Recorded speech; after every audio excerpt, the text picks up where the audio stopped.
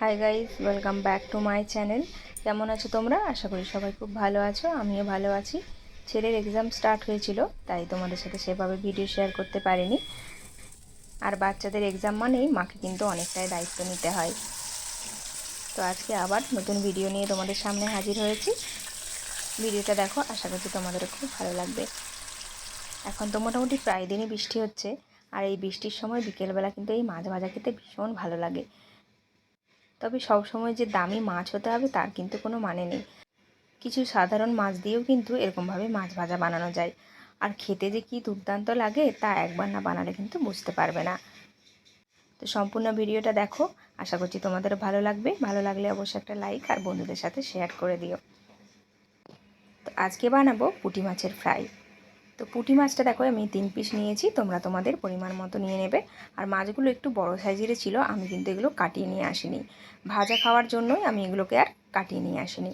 তো মাছগুলোকে ভালো করে ধুয়ে নিয়ে আমি দেখো এইভাবে কেটে নিচ্ছি। কেটে নিলে লবণ, হলুদ, লেবুর রস খুব ভালোভাবে এটার মধ্যে ঢুকে যাবে, আর মাছটা একদম সফট হবে খেতে। অনেক সময় বাচ্চারা কিন্তু অন্যান্য মাছ খেতে চায় না, তবে এভাবে ভাজা বানিয়ে দিলে কিন্তু অনায়াসেই খেয়ে নেয়। তো এরপর দেখো পরিমাণ মতো লবণ দিয়ে দিলাম, আর অল্প একটু লেবু কেটে আমি লেবুর রসটাও চিপে এর মধ্যে দিয়ে দিলাম। খুব ভালো করে এটাকে মেখে নেব। লেবু রসটা দিলে মাছের যে আঁশটা একটা গন্ধ থাকে সেটা কিন্তু আর থাকবে না। এবার একটা মশলা রেডি করে নেব, তার জন্য মিক্সির একটা বাটি নিয়ে নিয়েছি। তো 3টে মাছের পরিমাণ অনুযায়ী আমি এখানে আদা দিয়ে দিলাম। 1 চামচের মতো গোটা জিরে ভেজানো ছিল সেটা দিয়ে দিলাম। সকালবেলার আমি জিরে জল খাই, তো সেই জিরেটাই আমি রান্নাতে ইউজ করে নিই। তো তোমরা চাইলে আস্ত জিরে বা জিরে গুঁড়ো দিয়ে দিতে পারো।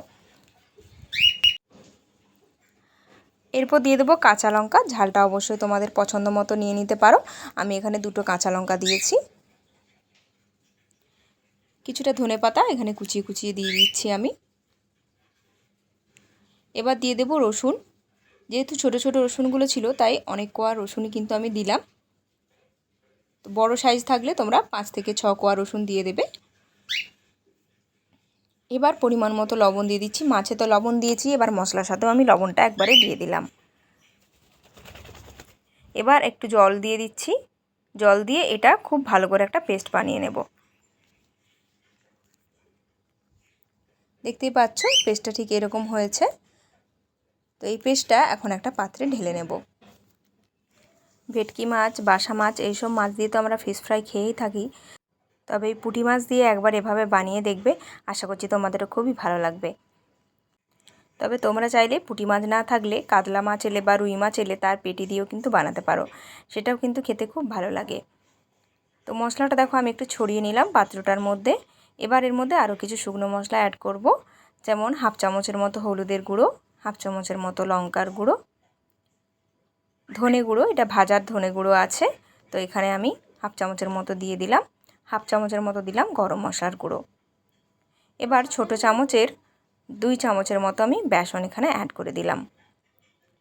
বেসনের বদলে তোমরা ময়দাও দিতে পারো, এটার কোটিংটা যাতে মাছের মধ্যে ঠিকভাবে থাকে তার জন্য দিলাম।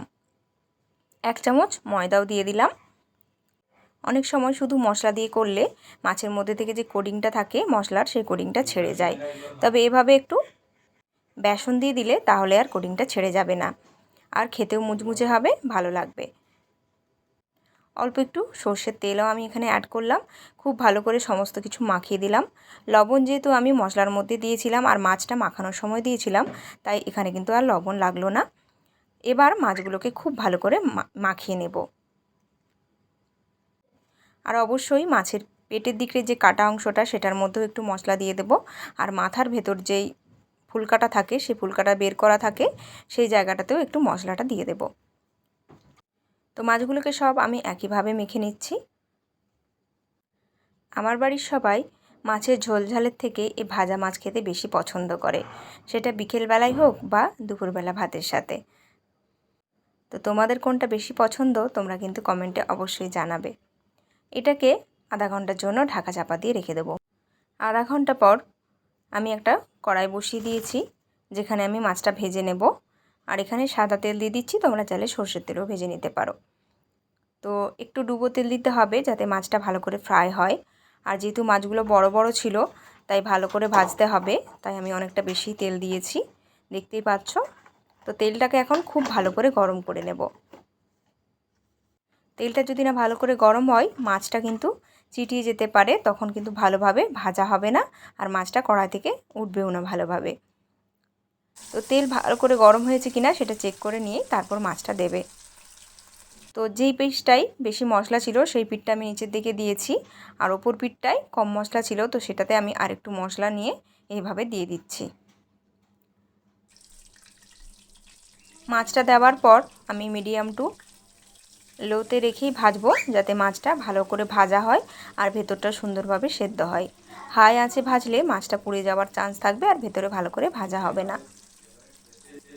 দেখতে পাচ্ছ ঠিক কিভাবে ভাজছি, এভাবে কিন্তু ভেজে নিতে হবে, তাহলে চারিপাশটায় একদম সমানভাবে হবে আর মাছটা ভেতর থেকে সফট হবে আর উপরটা একদম মুচমুচে তৈরি হবে।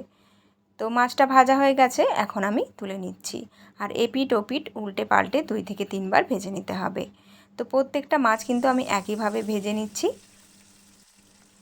তো যেহেতু কড়াইটা একটু বড়ই ছিল তাই আমি দুটো মাছ একসাথে দিয়ে ভেজে নিলাম। আর দেখতেই পাচ্ছ মাছগুলো ভাজা কতটা সুন্দর হচ্ছে আর কতটা সুন্দরভাবে কালার আসছে। তো এক এক করে আমি মাছগুলোকে তুলে নিচ্ছি। মাছগুলো কিন্তু একদম রেডি হয়ে গেছে খাওয়ার জন্য। বর্ষার দিনের বিকেলবেলা কিন্তু একটু ইচ্ছে করে যে কোনো স্ন্যাক্স খেতে, সেটা মাছ ভাজাই হোক বা অন্যান্য কিছু।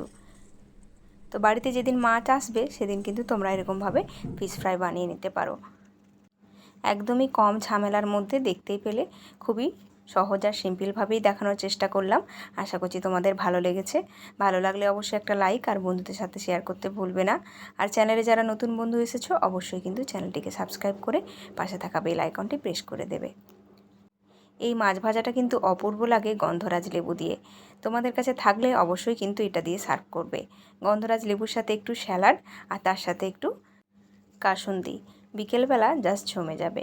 আর ভেতরটা কতটা নরম হয়েছে আর ওপরটা কতটা সুন্দর হয়েছে তোমাদেরকে দেখিয়ে দিলাম ভেঙে, দেখতেই পাচ্ছ।